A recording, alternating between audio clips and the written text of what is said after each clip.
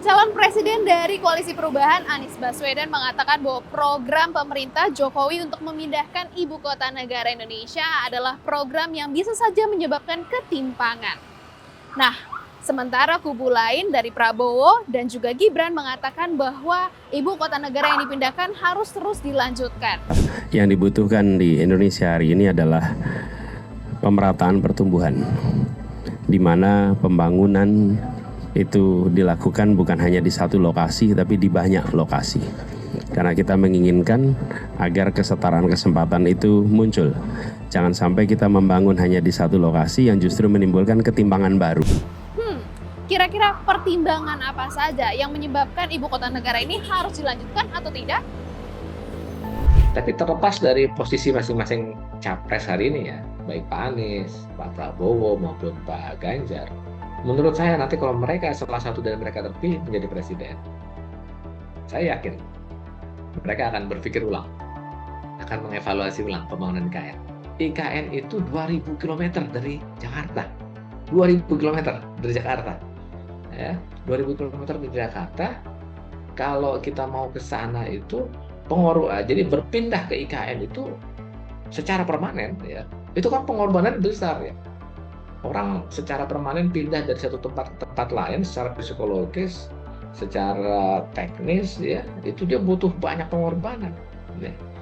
Jadi saya melihat resistensi dari jangankan dari ASN ya, jangankan dari masyarakat ya, ASN saja itu enggan berpindah ke sana, apalagi pejabat ya. Saya juga nggak yakin sebenarnya ini bener nih para menteri mau nih pindah ke IKN gitu ya atau presiden gitu ya mau presiden pindah ke IKN. Saya nggak yakin ya, terus terang ya. Yusuf menekankan bahwa dirinya tak menentang pemindahan ibu kota karena hal ini sudah dilakukan oleh negara-negara lain.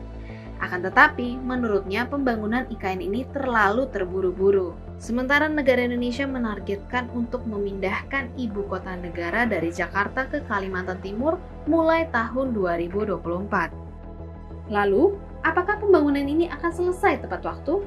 Dan apabila tidak, apakah program ini akan terus dilanjutkan? Jika tidak, apa solusi atas anggaran yang sudah dikeluarkan?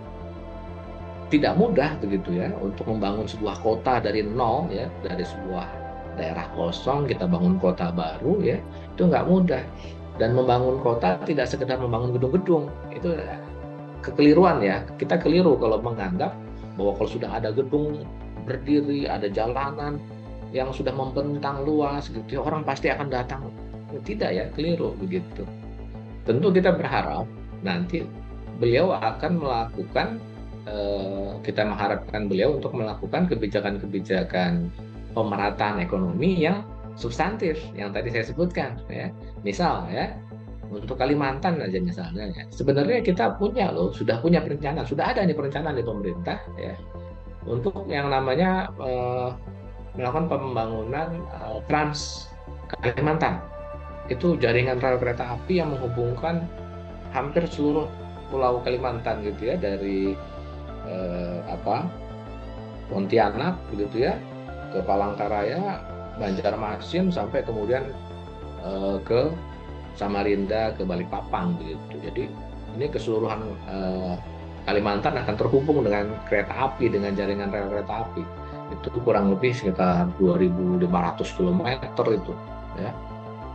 Tidak tertutup kemungkinan bahwa pembangunan proyek jangka panjang ini akan mengalami pembengkakan budget. Yusuf memperkirakan skenario terburuk budget untuk membangun IKN yaitu 50 triliun per tahun hingga 15 tahun mendatang. Pada tahun 2023 misalnya, alokasi anggaran pada awal pembangunan ibu kota negara sebesar 23,6 triliun pada tahun 2023. Namun pada Maret 2023, Kementerian Pekerjaan Umum dan Perumahan Rakyat mengajukan tambahan anggaran sekitar 7 hingga 8 triliun untuk persiapan pengembangan lahan bagi investor di IKN. Karena Jokowi berharap akan ada pihak swasta yang memberikan dana sebesar 80% dari anggaran yang dibutuhkan secara keseluruhan. Sementara pemerintah hanya membayar 20%-nya. Pertanyaannya, bagaimana investor melihat peluang investasi di Nusantara? Kalau jangka pendek saya masih melihat Jakarta. otomatis ya, karena dari segi populasi Jakarta itu kurang lebih 11 juta ya, 12 juta. Yang menggerakkan ekonomi itu apa sih? Populasi. Terjadi transaksi, jual beli, terjadi aktivitas. Nah, sedangkan di Kaltim itu kurang lebih masih di bawah 4 juta, 3,8 secara keseluruhan. Jadi kalau saya sebagai investor, jangka pendek saya tetap memilih DKI dan Jabodetabek sebagai prioritas. Pemindahan ibu kota ke Nusantara juga akan menyebabkan adanya ruang-ruang kosong di gedung-gedung pemerintahan di DKI Jakarta. Namun ruang kosong ini bisa menjadi potensi untuk diperjualbelikan ataupun disewakan kepada pihak swasta atau publik. Namun dengan beberapa catatan. Dan saya lihat di DKI ini lokasi-lokasi yang bagus itu banyak aset-aset negara. Dan aset-aset negara itu bisa ditransformasikan sebagai komersial atau non-komersial. Itu salah satu potensi yang saya lihat. Untuk aset yang lokasinya kurang, yaitu kita harus memikirkan lebih lanjut bagaimana bisa ditransformasikan, dikonversikan menjadi sesuatu yang berguna gitu. Jadi, dari beberapa pertimbangan tersebut, apakah kamu setuju dengan pemindahan ibu kota dalam waktu dekat ini? Taruh pendapatmu di kolom komentar di bawah dan jangan lupa saksikan Ada Apa Hari Ini hanya di YouTube Tempo.co.